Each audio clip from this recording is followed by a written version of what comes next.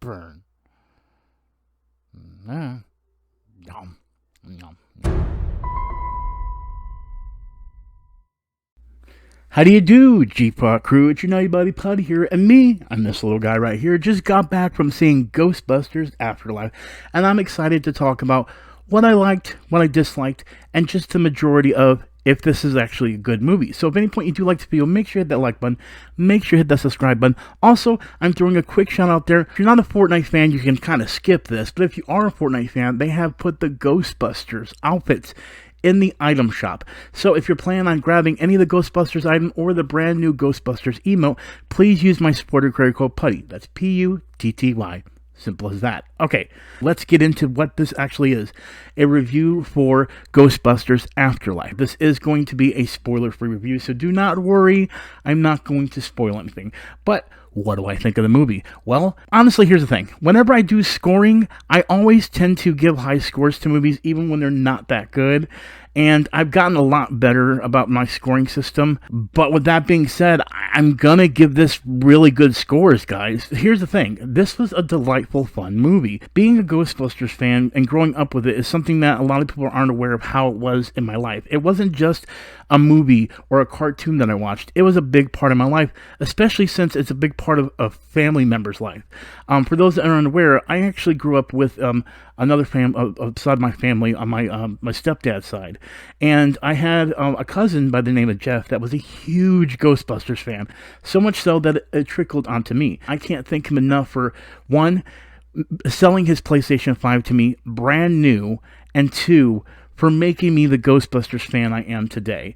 You are the reason why I saw this movie. You are the reason why I'm doing this review. And again, Jeff, thank you. You're an awesome cousin, and I'm so glad that I got to be part of your family and just generally a part of all of it. And with that being said, I think he's going to love it too. I'm just saying here, guys, this is, let me explain what I mean. This is basically a true-to-form situation where they're going back to what made, in my eyes, Ghostbusters so good. But here's the thing. When it comes to the original Ghostbusters, it does have a very adult-oriented theme to it. And so it never really was supposed to be focused for kids, but it suddenly picked up that when it came to Ghostbusters 2. This movie sits in the realm, in my eyes, between 1 and 2. It basically sits in right in the middle as far as it being good. Number 1 in my eyes is going to be Ghostbusters. It's amazing. I used to say Ghostbusters 2 would be the second one, and I did unfortunately recently watch the 2016 one, and it's like number 100. There's fan films that are better than the 2016 version. I'm sorry, I love the casting in that movie, but we're not here for 2016. We're here for Ghostbusters Afterlife. And here's my thing, guys. I love Ghostbusters 2. I love Ghostbusters 1. I feel like this had more of a passionate love to it, even better than Ghostbusters 2. I feel like Ghostbusters 2 was just a cash cow situation, while Ghostbusters 1 was just something delightful and fun to record. And I feel like that spirit is in this movie as well. Jason Reitman, the son of Ivan Reitman, was the one that actually made this movie, and he did it so well. He understood, and I guess maybe because he grew up not just watching the movies, but actually seeing his father create these movies. I don't know if he was actually born then, or if he was around, but he got to be around his father and learn about what made him make Ghostbusters. So I feel like he understood where the passion was coming from. And there's a lot of things that people might go into, which I will jot into it when I go into the spoiler part of this, so I won't bring it up now, but there's some things that people are going to discuss about this. And so I want to state this right now. I love Ghostbusters Afterlife. It has some bumps and bruises there maybe, but as a Ghostbusters fan, I love it. A lot of the audience laughed at certain parts, got happy, applauded. There was literally 3 applauses during 3 scenes of the movie. I can't tell you here without spoiling it, but there were 3 applauds. So it genuinely was a great movie to watch, and it was just a joy to be a part of something so special growing up with it, and at the same time reliving it now. So the question is, what did I think of it? I really enjoyed it. I usually have to hold myself back from giving really high scores, but I'm going to say it. It's an 8 out of 10. I love Ghostbusters Afterlife. It's enjoyable, it's fun, and the parts that are sentimental really hit you to the bone sentimental. There's going to be controversy over this, and I think Ghostbusters fans are either going to be on the side of good or on the side of bad. I'm on the side of good. I'm very happy with what I saw, and I'm very genuinely happy with how they took care of some situations. That's all I want to say. And I will say this, it's all the way good to the end, and I mean to the end. They marveled this movie, guys. That's all I'm going to say. They marveled this movie. And if you don't know what I mean, you're not a Marvel fan, you might not really care what I mean by marveled, but just stay to the end. With that being said, I am going to go into some spoilers talking about some of the stuff I loved, as well as Easter eggs. So with that being said, from this point on, I'm going to go ahead and just end the spoiler-free part here and tell you that if you do want to see the movie, definitely stop the video here. Egon in the beginning. Now, we know that's Egon. If you weren't aware that it was Egon, I like that they hid his face and didn't use the original actor. That was a good idea. I don't know who the one that actually plays Egon as far as the body frame. I don't want to know, honestly. I really feel like I don't want to know. And that's what's probably going to cause a lot of controversy, having Egon in this in the beginning, even though Harold Ramis passed away. I do want to bring up one point that I did love. When Egon actually gets killed by the ghost, you notice that he's sitting in the chair and the hands come up to grab him. This is actually the same thing that happened to Sigourney Weaver when she became the gatekeeper in the original movie. And I like that they used that as an homage to killing him, but of course Sigourney Weaver wasn't killed in the first movie at that point. She was unfortunately changed to the gatekeeper. So, but I do like that they used that as the way, and then of course he passed away in the chair. So again, I thought it was pretty cool. And we will get back to the whole Egon thing later on. Next, we have the farmhouse. Now, if you remember when we get to the beginning of the farmhouse, there's a sign, spray-painted signs, that say Revolution 612. This is actually a homage to what happened in the original movie. If you remember, Dan Aykroyd as Ray and Ernie Hudson as Winston were talking in the Ghostbusters vehicle, and they actually talk about the Revelation, and then, of course, Ray says, let's turn on the radio, because it's about the apocalypse. And I love that they use that same thing that they referred to in the vehicle as the line from this. Now, as they enter into the farmhouse, you'll notice that the books are stacked in the corner. That definitely is homage to the first time in the first Ghostbusters, where they're actually entering into the library. And if you remember, the books are stacked right in the middle. It's so great that they did that in this movie. Now, I want to discuss the thing with, of course, Egon. And what I'm referring to is them bringing him in as a ghost for this movie since, Harold Ramis died. And I love the way they handled this. Now, I know there's probably going to be a lot of fans that don't like the way they handled this. Really, a really hard subject when it comes to bringing back somebody from the dead. But here's the thing. When they did Princess Leia in Rogue One, it was really bad CGI, honestly, in my eyes. And so, but not many people were that upset about that scene. But then we come to this scene with Egon. And here's the thing. If people get upset about this, I'm kind of going to be upset that they're upset about it. Here's the reason why. He's a ghost. He doesn't have to look perfect, but the CGI in this is actually better than they did on the Princess Leia in my eyes.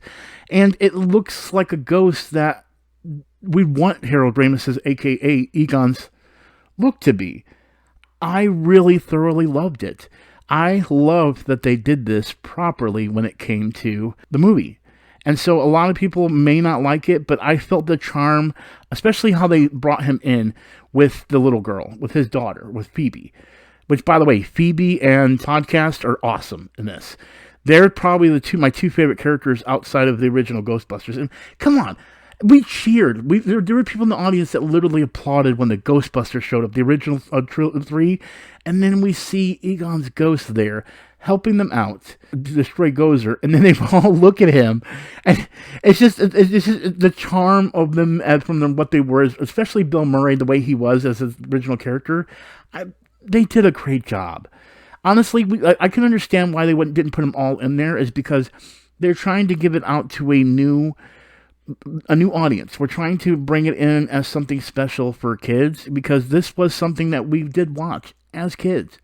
There were adults that watched it back then, but I mean, even though we had a lot of adult content things, especially a lot of adult content scenes, especially like with Ray and the ghost scene with the BJ, very adult themes, and they didn't have that in this. But your target audience, if you were to push this more as a teenage adult thing, I think you would lose an audience.